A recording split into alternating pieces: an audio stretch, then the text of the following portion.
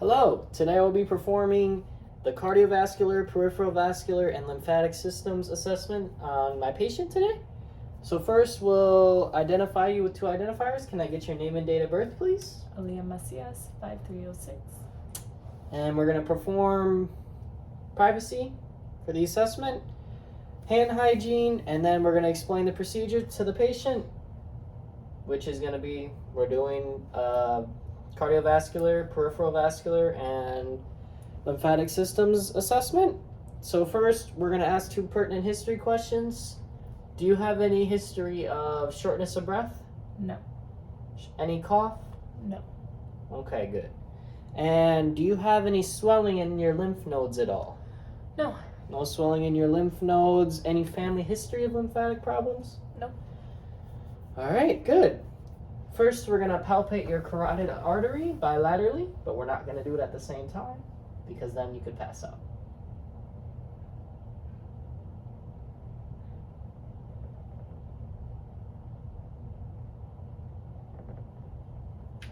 Bilaterally, they're both smooth.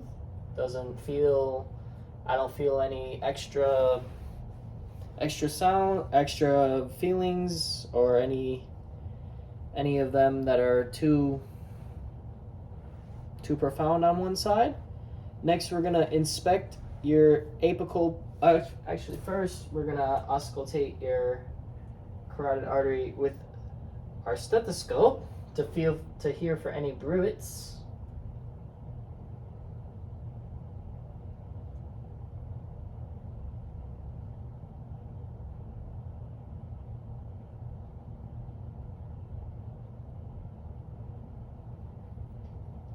And I don't hear any of those, which is good. Next, we're going to inspect your apical impulse. So when we're looking at where the apical impulse actually is, it should be at the fourth or fifth intercostal space on the left side in mid-clavicular or mid-sternal on the side there. And next we're gonna palpate across it, so just really feeling for like any feelings. And then we're gonna palpate where it actually is to get a feel for where it actually is.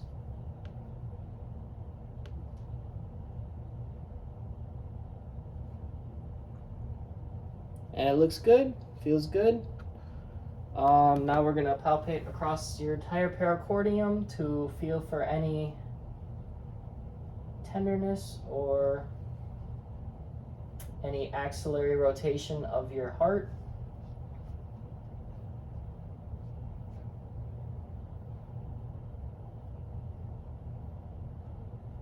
Do you feel any tenderness anywhere? No. All right, good. Next, we're going to auscultate your apical pulse for 1 minute.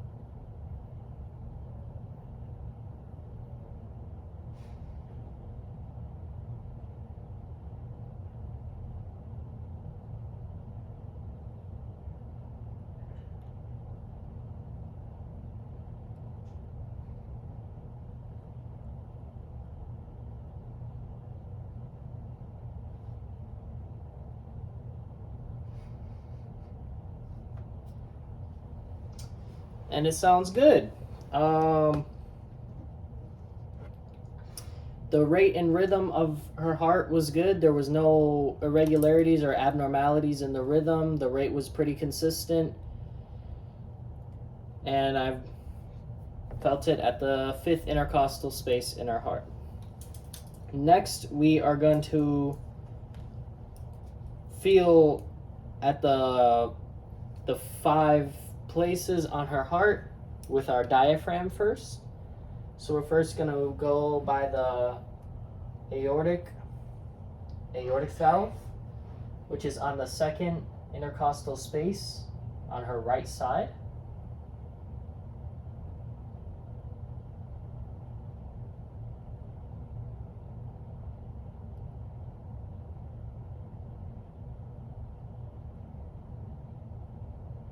Now we're going to move over to her pulmonic valve.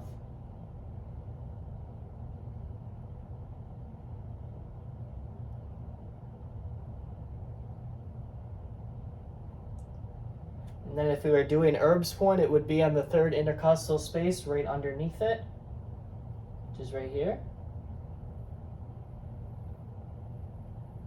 And then the tricuspid valve.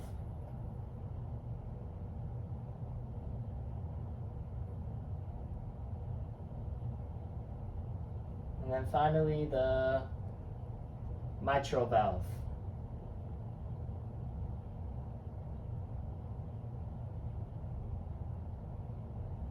All right. And the heartbeats sounded good. They sounded pretty normal. No signs of heart palpitations or any heart murmurs. I'm going to repeat the sequence now with the bell this time to try to listen for any heart sounds like an S3 or an S4. One more time.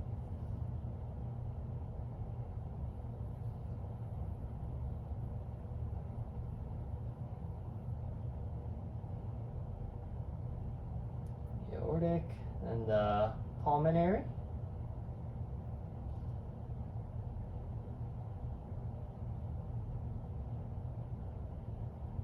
And then the tricuspid.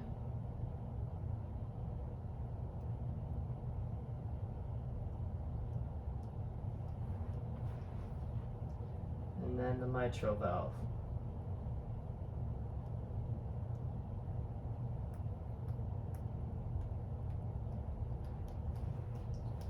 We heard the lub dub, S1 and S2. I did not hear any S3 or S4, which is good. And now we're going to listen at the base of her heart for any signs of aortic regurgitation. And the base of the heart is more up towards the center almost.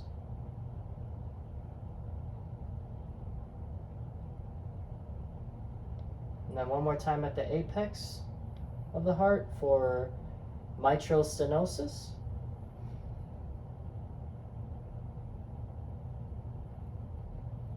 And I didn't hear either of those either. Next, we'll be moving on to the upper extremities. So, can I see her arms for 1 second? We're going to observe her arms for any signs of color changes like cyanosis. We're going to, any scars, lesions, anything like that? No. Then we're going to observe her nail beds. Nail beds blanch, good. Then we're going to do a profile sign by looking at the angle of her nail bed. And it looks pretty flat, no signs of clubbing, anything like that, which is good. And now we're going to palpate your radial pulses bilaterally. Yeah, what's a bracelet?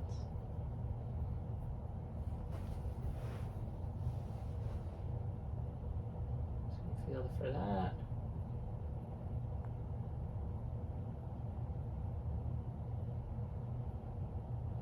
And they do feel symmetrical bilaterally with an even rate and rhythm and strength.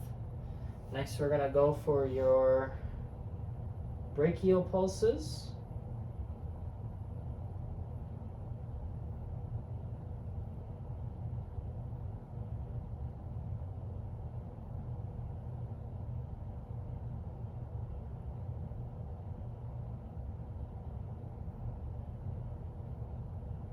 these as well do feel pretty symmetrical bilaterally. Next, we're gonna feel for the temperature of your hands.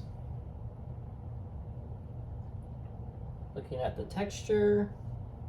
Texture feels good, skin feels smooth and soft. Then we're gonna look for any signs of any skin tenting, which there's none. Now we're gonna move down to the feet and the legs. So we're first gonna inspect the legs for color size and symmetricals, and they look good.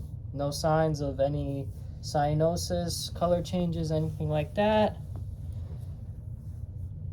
Then we're gonna look at the toes themselves. They look good. There's no signs of cyanosis or any concerning pathologies there. Next, we're gonna look at we're gonna palpate for any edemas. So we're gonna do it first at the tibial to make sure that there's no edema anywhere. And it's a 0. No edema present at the ankles either, or pedally. Next, we're gonna feel it for the temperature of the feet. Temperature of the feet and legs feel good bilaterally. And then now we're gonna palpate for the different areas. So we're first gonna do the femoral. I'm not gonna get too personal with this one, but femoral is good, normal, 2+. And then we're gonna go for the popliteal, which is right behind the knee. Feel for that.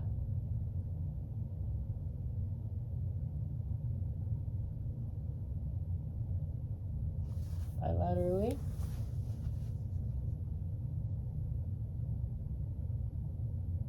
Looks good on both sides, 2+, +2. And then we're gonna do the posterior tibial on both sides.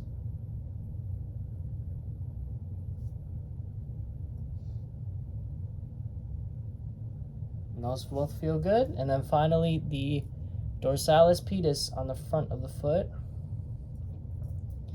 And these pulses also feel good, +2. Finally, we're gonna palpate your lymph nodes to make sure they're all good. We'll start at the base of the back of your head, the occipital. And let me know if you feel any tenderness or swelling. And then we're moving to the